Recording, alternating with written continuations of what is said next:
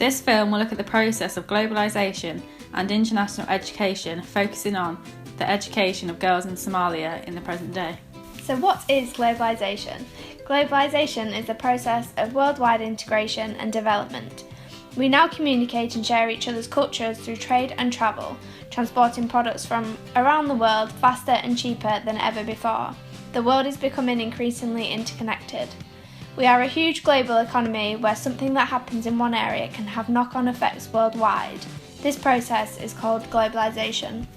Globalisation has resulted in increased international trade, a company operating in more than one country, for example Starbucks and McDonald's, a greater dependence on the global economy, freer movement of capital, goods and services.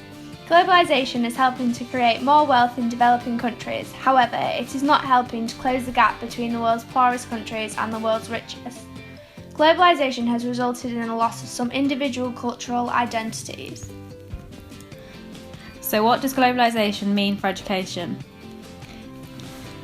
Education is undergoing constant changes under the effects of globalisation. It has brought rapid development in technology and communications, which have seen changes within learning systems across the world, as ideas, values and knowledge, changing the roles of student and teachers and producing a shift in society from industrialisation towards an information-based society. It reflects the effect on culture and brings about a new form of cultural imperialism. Cultural imperialism is a process of a large and powerful country, for example chiefly Western countries, having a great influence on another which is less powerful, as Western countries exert cultural influence over another less powerful country. The latter society typically will adopt its customs, philosophies, worldviews and general ways of life. Thus, as a result, the lesser culture of the country is thought to lose some of its own cultural identity in the process. In the late 20th century, a new way of conceptualising education took hold. In many parts of the world, education was linked to countries' social and economic development as a part of this conceptualisation. A new field of practice in international education emerged, which sought to spur improvements in living standards by increasing the availability and quality of education. Today, we build schools in traditional societies around the world, convinced that the school is the only way to better a life for Indigenous children. But is this true? What really happens when we replace a traditional culture's way of learning and understanding the world with our own? The way we educate our children lies at the heart of our culture, our economy, our ecology. Our schools both mirror our society and reliability to reproduce it into the future. Schools as we know them today reflect a world of vast extremes of wealth and poverty, an economy with a devastating impact on natural ecosystems, a culture in which family breakdown and individual psychological distress are epidemic. What does this mean for education in Somalia? Somalia is one of the poorest countries in the world, with an estimated 43% of its 9 million population living on less than $1 a day. The outbreak of the civil war had a devastating effect on education services in Somalia. By 1994, many schools had been destroyed.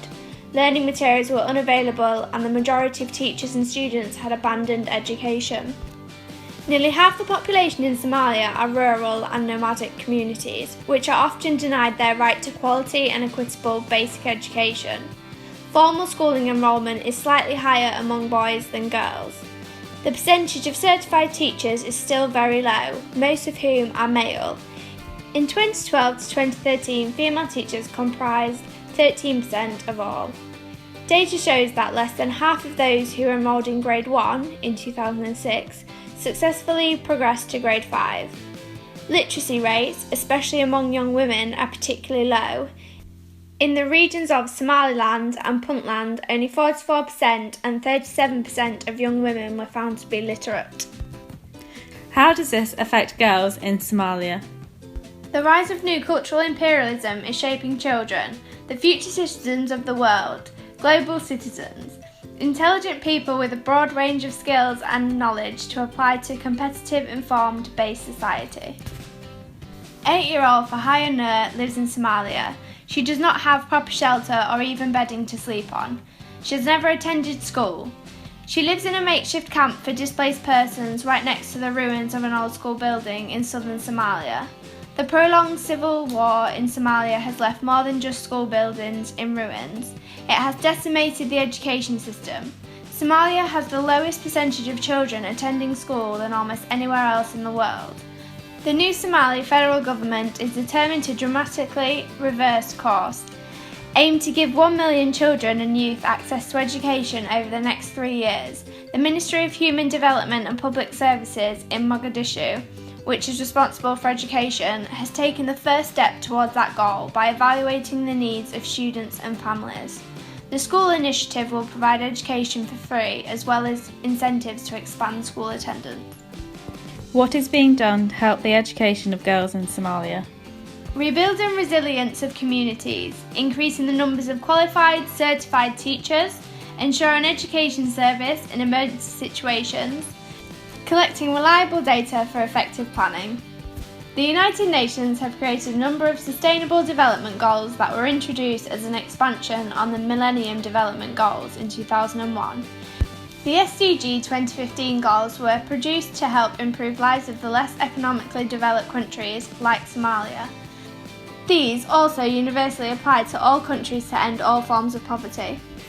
Goal 4 applies to education, to ensure inclusive and equitable equality education and promote lifelong learning opportunities for all. Build and upgrade education facilities that are child, disability and gender sensitive and promote safe, non-violent, inclusive and effective learning environments for all. Would a Western education system benefit girls in Somalia? A Somalian parent spoke to the Go to School initiative and stated, "Parents have no incentive to send their children to school. Instead, the children are sent to search for food for their family. The children also need sanitation, food and clothes. The parents have to encourage them to go to school and to give them a little money to buy a snack. The problem is that many parents do not have the money to pay these school fees." Since the collapse of the education system, communities have taken different approaches to establishing locally run education services. While any progress made in the face of a collapse of public education is impressive, all these systems face enormous challenges. The struggle for education has always been difficult. It is far worse in times of uncertainty and extreme poverty. A priority of the Africa Educational Trust is to promote women's and girls' education through creating girl-friendly learning spaces, as well as establishing a non-formal education system, using flexible delivery systems that create pathways into formal education, develop a culture of literacy, learning and reconciliation that promotes peace and values Somali cultures and traditions. Western countries such as the UK have invested time and money into helping Somalia. The country is a priority country for the UK National Security Council, NSC. In 2013, the UK became the first G7 country to meet the United Nations target of spending 0.7% of gross national income on international development. The Department for International Development uses that investment to help countries to lift themselves out of poverty and leave poverty behind. UK aid aims to help Somalia to beat humanitarian assistance, beat poverty and prevent conflict. They aim to create long-term jobs by creating a favourable business environment, the DFID, Department for International Development. Furthermore, because of the strong Muslim culture in Somalia, the education system would need to fit in with this. A focus has also been made on improving the prospects for girls and women in developing countries. Investing in girls and women is the smart thing to do as well as the right thing to do. By unleashing their potential, we see returns for girls and women themselves, their families and communities, and for their economies and countries. No country can successfully develop if half of its population is left behind. Just because a child doesn't sit in a classroom, it doesn't mean they are being wasted, nor does it mean that they are not learning. A school education is not the only education that matters. Quote from Schooling the World. This quotation is important as we need to take into account the environment Somalian children are growing up in, vital to the development of the whole child. Bringing an end to the conflicting environment that children in Somalia are growing up in is top of the agenda.